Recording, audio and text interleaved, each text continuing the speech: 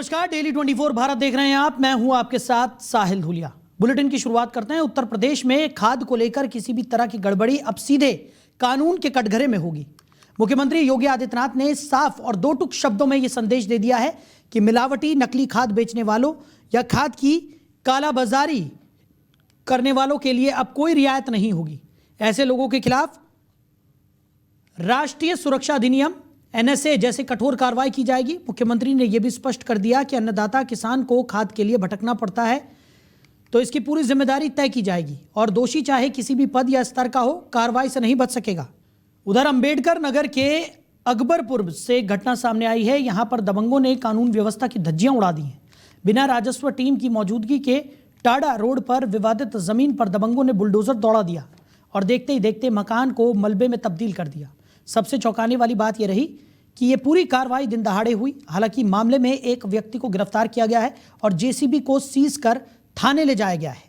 Social media के माध्यम से अरिया चौकी क्षेत्र कोतवाली अकबरपुर का एक वीडियो संज्ञान में आया है जिसमें एक खंडहर मकान का एक हिस्सा गिराया जाना दिखाई दे रहा है।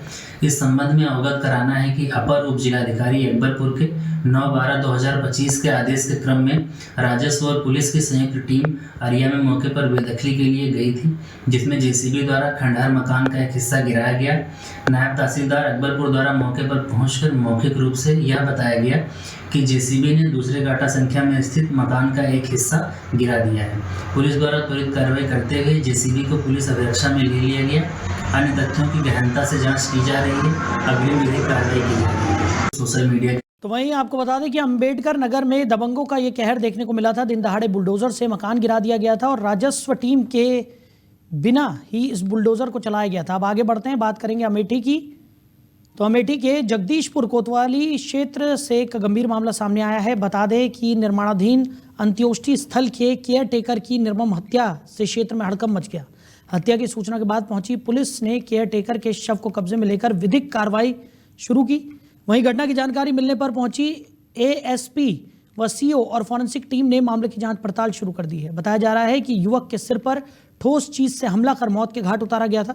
बता दें कि अंत्योष्टि स्थल के अंदर युवक की हत्या कर अज्ञात बदमाश युवक के शव को करीब 50 मीटर तक घसीट कर ले जाकर सड़क किनारे फेंक दिए थे।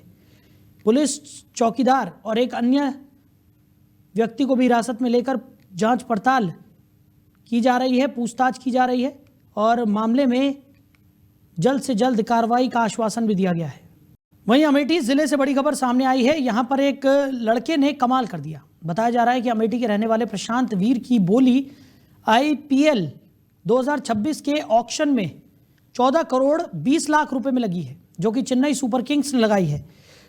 प्रशांत वीर के इस सिलेक्शन से उनके घर ही नहीं बल्कि पूरे क्षेत्र एवं जनपद में खुशी की लहर दौड़ गई है। तो अमेठी के बेटे ने कमाल करके दिखा दिया है। IPL में 14 करोड़ में की बोली लगी है, तो क्षेत्र में खुशी की लहर बोली लगने के बाद देखने को मिल रही है। उधर सपा महिला जिलाध्यक्ष ने बढ़ती ठंड को देखते हुए आम जनमानस के लिए कस्बे में अलाव जलवाया है। बता दें कि दिसंबर महीने में अचानक मौसम में बदलाव के बाद ठंड बढ़ गई और बताया जा रहा है कि नगर पंचायत के द्वारा ठंड से बचने की अभी तक कोई व्यवस्था नहीं की गई, जिसके चलते निजी फंड से समाज सेवी गुंजन सिंह ने अलाव की व्यवस्था कराई। वहीं जिला प्रशासन की व्यवस्था पर भी सवाल उठाया गया है।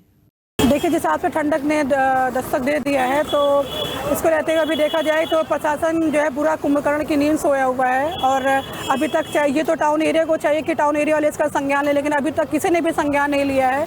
तो इसी को देखते हुए आज हम लोग एक समाज सेवा के रूप में हर एक चौराहे पे जो है अलाव जलाने का काम कर रहे हैं, क्योंकि समाजवादी पार्टी ऐसी पार्टी है कि वो जहाँ समाज सेवा भी करती है और हमारे राष्ट्रीय अध्यक्ष जी का भी यही है कि अगर जो भी चाहे वो दीन दुखिया कोई भी हो क्या आने, चाहे वो अलाव जला के चाहे कंबल वितरण करके हम लोग ये काम करने का काम करेंगे। देखिए, जिस हिसाब से ठंडक ने दस्तक दे दिया है तो इसको रहते हुए अभी देखा जाए तो उधर लहरतारा स्थित संत कबीर प्रकाट्य स्थल में एक दिवसीय राष्ट्रीय संगोष्ठी का आयोजन किया गया। संगोष्ठी का विषय कैलाश मानसरोवर और भारत तिब्बत संबंध वैश्विक परिदृश्य रहा। कार्यक्रम की मुख्य अतिथि तिब्बत की रक्षा मंत्री डोलमा गायरी रही। तिब्बत की रक्षा मंत्री ने चीन को लेकर कहा कि वो गुंडों की तरह जमीन कब्जा कर रहा है। उन्होंने चीन की जमीन कब्जा करने की नीति की निंदा की। साथ ही प्रधानमंत्री नरेंद्र मोदी एवं चीन को लेकर पॉलिसी के विषय में कहा कि कोई भी देश किसी को नुकसान नहीं पहुंचाना चाहता है, वो एक दूसरे से संबंध बनाकर रखते हैं। भारत को बहुत दिनों बाद एक अच्छा प्रधानमंत्री मिला है जो विश्व गुरु की तरह ले जाने का कार्य करेगा। उन्होंने आगे कहा कि वर्ष 1962 भारत के सदन में एक प्रस्ताव पास हुआ था जिसमें चीन से 1-1 इंच जमीन वापस लेने की बात कही गई थी। इसी के साथ उन्होंने तिब्बत की आज़ादी के आंदोलन पर बोलते हुए कहा कि हर देश को अपनी लड़ाई खुद लड़नी पड़ती है। आगे कहा कि तिब्बती लोग अहिंसक और शांतिपूर्ण तरीके से अपनी आज़ादी की लड़ाई लड़ रहे हैं। देखिए, जब हम भारत कहते हैं तो हमें ये मन में रखना है कि भारत का मूल क्या होता है कि अरुणाचल भारत है, तो अरुणाचल का ज़मीन खाया भारत का ज़मीन, लद्दाख से खा रहे ज़मीन, वो किसके ज़मीन है? भारत की ही तो है। तो ये तो हम लोग सब देख ही रहे हैं, जानते भी हैं। तो अगर आप अरुणाचल प्रदेश से है तो अभी रिसेंटली भी तो हुआ है कि वो कहते हैं कि आपको तो वीज़ा की ज़रूरत नहीं है, आप तो हमारे ही हो। सरकार जो है बहुत साल के बाद दिल्ली में बीजेपी का सरकार आई है, बट बीजेपी का तिब्बत को लेके, चीन को लेके या विश्व को लेके जो भी राजनीति थे वो तो हम लोग सब पहले से ही जानते थे। तो मैं कहूँगी कि उसका कंटिन्यूशन चल रहा है। उधर न्याय और मुआवजे की मांग को लेकर मंगलवार को गोरखपुर जनपद के गीड़ा में हालात बेकाबू हो गए। बता दें कि यहां सड़क हादसे में मारे गए 2 शिक्षकों के परिजन और ग्रामीण शवों के साथ सड़क पर उतर आए, जिसके बाद चक्का जाम किया गया और उग्र प्रदर्शन के चलते पूरा इलाका घंटों तक तनाव की गिरफ्त में रहा। बता दें कि भीषण सड़क हादसे में ट्रैक्टर ट्रॉली की चपेट में आने से प्राचार्य और शिक्षक की दर्दनाक मौत हो गई थी। दोनों शिक्षा जगत से जुड़े सम्मानित चेहरे थे। हादसे के बाद जहां गांव में मातम पसरा था, वहीं प्रशासनिक उदासीनता और मुआवजे को लेकर जनता ने धरना प्रदर्शन शुरू कर दिया। ब्लॉक सजाना से काम करती हूँ समूह के लिए, कुल मेरे समूह का 17 का देख रेख करती हूँ। मैं सभी दीदियों की आर्थिक रूप से सहायता करती हूँ, लेकिन आज मेरे लिए कोई नहीं चाह रहा है। एसडीएम भैया है वो मुझे झूठी तसल्ली दे 50,000 5 लाख का इसका बताइए दाम लगा के जा रहे हैं। किस तसल्ली देकर 25,000 में मेरे आदमी का वो हो जाएगा? बताइए क्या ये पीड़ित के लिए क्या ये सही है? आप लोग क्या सहयोग कर रहे हैं? तो मतलब आपकी क्या मांगे, आप क्या चाह रहे हैं? क्या मांगे हैं? बस हमको अपराधी को मेरा उज्जवल है और अपराधी मेरे सामने जो मैं उससे माफी भी नहीं मांगूंगी। हमारे भाई साहब स्कूल के चंदा वाला स्कूल है जीएम साहब का, उनके वहाँ पढ़ाते थे।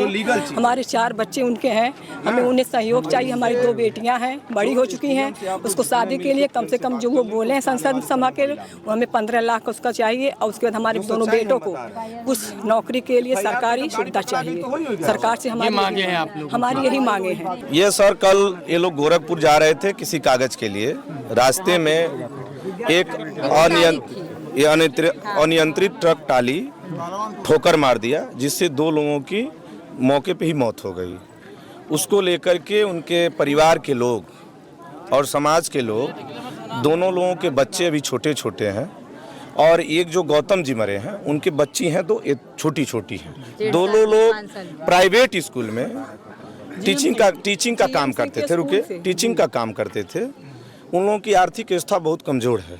इन लोगों की मांग है कि मुख्यमंत्री कोष से कम 15 लाख रुपया उनको मुआवजा दिया जाए। इस पर एसडीएम साहब ने निर्णय लिया है कि आपकी मांगें जल्द से जल्द पूरी की जाएंगी। क्या मांगे थी आप लोग? मांगे थी कि मृतक आश्रित को एक नौकरी दी जाए, तो भले ही संविदा के बेस पर हो किसी सरकारी संस्थान में, और सरकार की तरफ से सहयोग राशि दी जाए जो कम से कम 50 लाख रुपए हो। और उनके द्वारा ये भी आश्वासन दिया गया है कि जिसने क्राइम किया है उसकी तरफ से भी कुछ मदद दी जाएगी और उचित कार्रवाई भी की जाएगी। हमको कहने का मतलब ये है कि जो दोनों पार्टियां हैं वो पैसे वाली हैं, बाकी ये जो शोकाकुल परिवार है ये लोग मतलब अपना कैसे चलाते हैं काम। वो लोग अपना समय से पैसा दे दिए, बाडी को रोक दिया गया वहाँ पे, 24 घंटे बाद बाडी निकलती है किसी हॉस्पिटल से। वहीं पे हाँ, आप हमको दीजिए जवाब। बताइए किसके लिए कौन जिम्मेदार है? फिर तो सुबह के टाइम बाडी आई है, उसके बाद उसका क्या होगा फिर? वहीं हमीरपुर में ब्रजराज हॉस्पिटल के पास से एक मामला सामने आया है। यहाँ पुरानी रंजिश के चलते आशा बहू के साथ महिला ने मारपीट कर जाति सूचक शब्दों का प्रयोग किया। बता दें कि आशा बहुओं ने जिला महिला अस्पताल में दलाली करने का आरोप लगाकर महिला के खिलाफ शिकायत की थी। वहीं शिकायत करने से नाराज नसरीन ने आशा बहू को पकड़कर पीटा। जिसके बाद आशा बहू ने अन्य आशाओं के साथ कोतवाली पहुंचकर तहरीर दी। पुलिस ने आशा की तहरीर पर जांच शुरू कर दी। बहू हूँ और मैं गुजरात हॉस्पिटल गई थी और देखने गई थी अपने मरीज को, ललिता को। वो हमारे क्षेत्र में उनके रिश्तेदार बहन का ऑपरेशन होना है, तो हमसे कहने लगी तुम लोगों ने हमारे साथ बहुत गलत किया है और हम तुम लोगों की वीडियो हर जगह पहुंचाएंगे।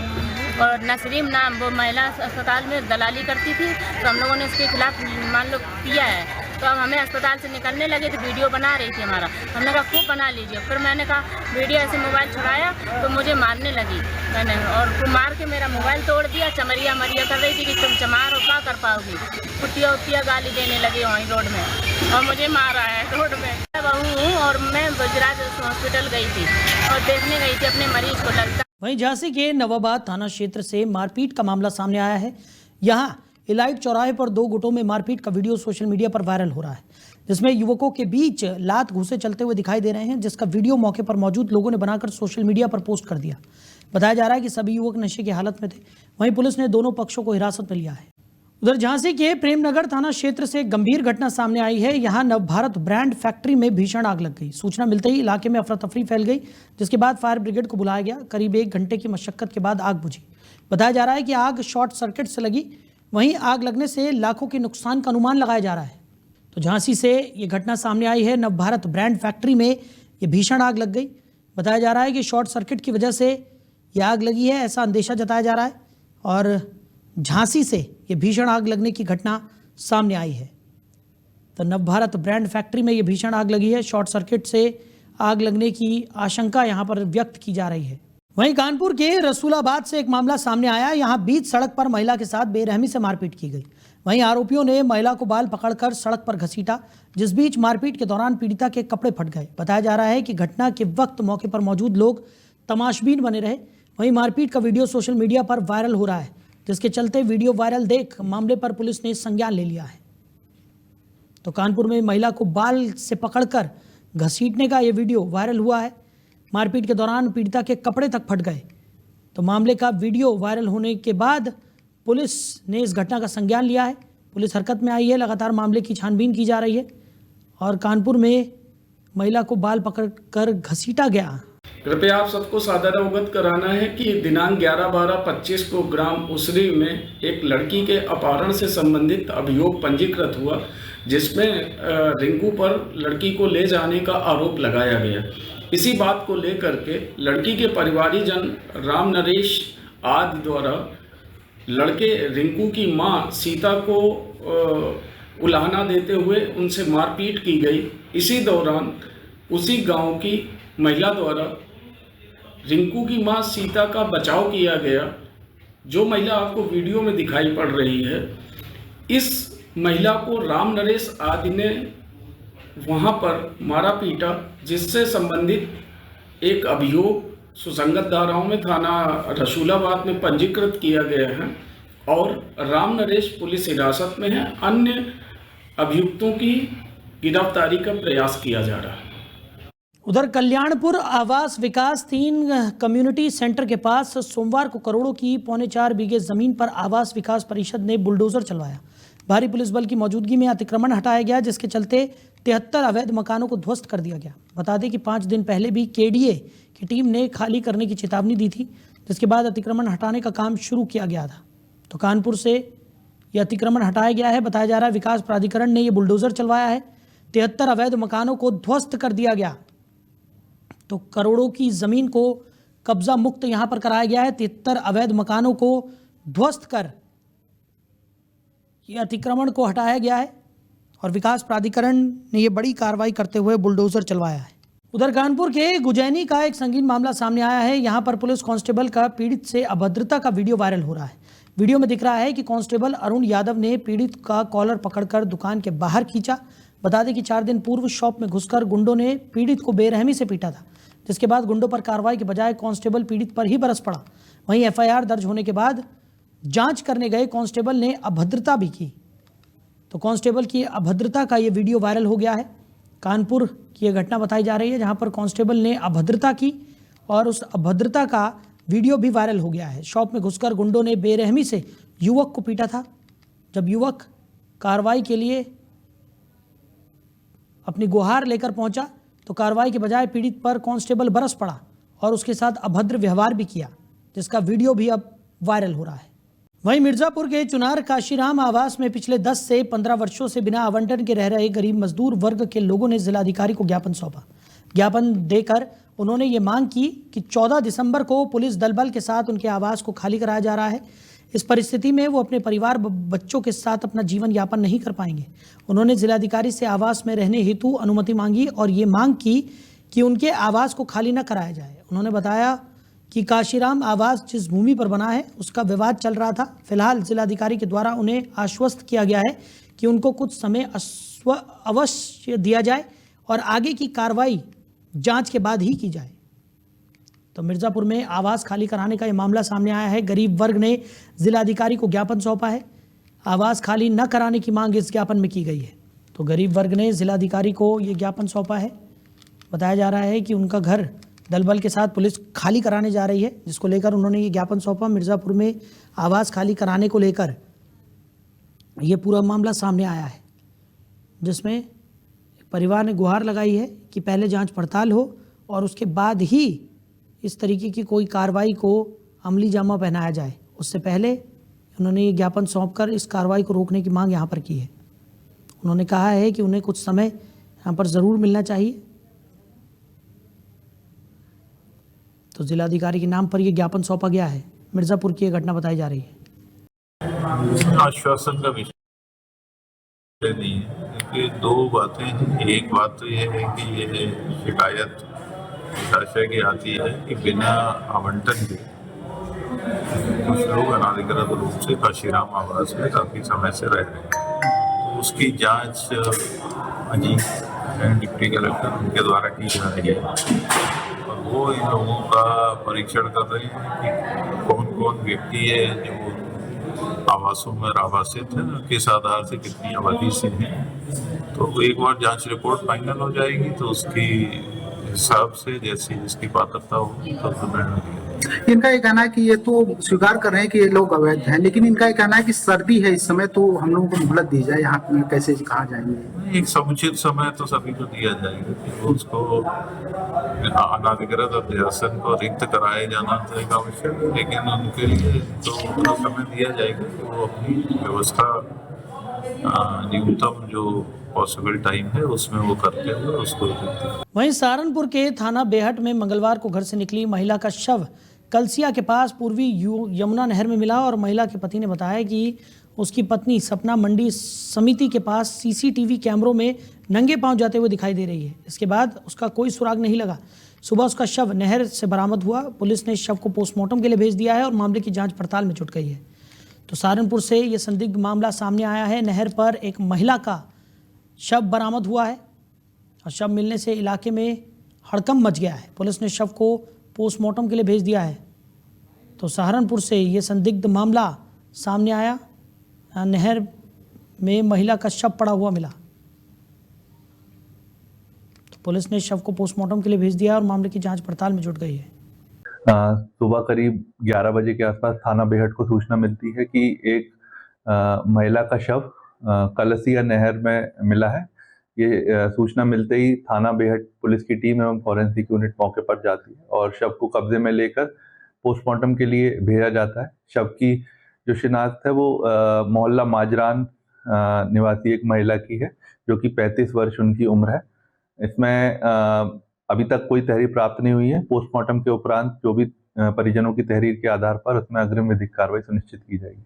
सुबह करीब 11 बजे के आसपास वहीं सीतापुर जिलाधिकारी ने विकासखंड सकरन के सामुदायिक स्वास्थ्य केंद्र साढ़ा का औचक निरीक्षण कर व्यवस्थाएं देखी। निरीक्षण के दौरान जिलाधिकारी ने प्रभारी चिकित्सा अधिकारी की अनुपस्थिति पर आज का वेतन एवं नोटिस जारी करने के निर्देश दिए। चिकित्सालय में साफ सफाई न होने पर बीपीएम का 15 दिन का वेतन काटने के निर्देश भी दिए गए, जिसके चलते इमरजेंसी वार्ड में पहुंचकर जिलाधिकारी ने मरीजों से वार्ता करते हुए बीसीपीएम से मरीजों को दिए जाने वाले भोजन की जानकारी ली। परिवार नियोजन कक्ष में मरीजों से वार्ता भी की। साथ ही रजिस्टर को देखते हुए कमी मिलने पर स्टाफ नर्स सविता को नोटिस जारी करने के निर्देश दिए। मात्र सुरक्षा कक्ष के निरीक्षण के दौरान अनुपस्थित डॉक्टर का आज का वेतन रोकने के निर्देश भी दिए गए। चलिए आगे बढ़ते हैं, रुक करते हैं इस वक्त की बड़ी खबर का। बड़ी खबर अंबेडकर नगर से निकलकर सामने आ रही है। अंबेडकर नगर जिले में बड़ा हादसा हुआ है। इस हादसे में 3 लोगों की मौत हो गई है। बड़ी खबर आपको बता रहे हैं, ओवरलोड ट्रैक्टर ट्रॉली से डीसीएम की टक्कर हो गई है। बड़ी खबर आपको बता रहे हैं, तो डीसीएम सवार 3 लोगों की इस दर्दनाक हादसे में मौत हो गई। 6 लोग गंभीर रूप से घायल बताए जा रहे हैं, जिन्हें अस्पताल में भर्ती कराया गया है, जहां पर उनका इलाज जारी है। तो बुलंदशहर के ये तीनों मृतक बताए जा रहे हैं। तो मेले में दुकान लगाने तीनों मृतक गए हुए थे और सड़क हादसे का सीएम योगी ने भी संज्ञान लिया है। बड़ी खबर आपको बता रहे हैं, तो मृतकों के परिजनों के प्रति संवेदना व्यक्त सीएम योगी आदित्यनाथ ने की। मौके पर राहत कार्य में तेजी लाने के निर्देश भी दिए गए हैं। बड़ी खबर आपको बता रहे हैं, तो घायलों के समुचित उपचार के निर्देश भी यहां पर सीएम योगी आदित्यनाथ ने अधिकारियों को दिए। अंबेडकर नगर जिले में यह बड़ा हादसा हुआ है, 3 लोगों की मौत हो गई है।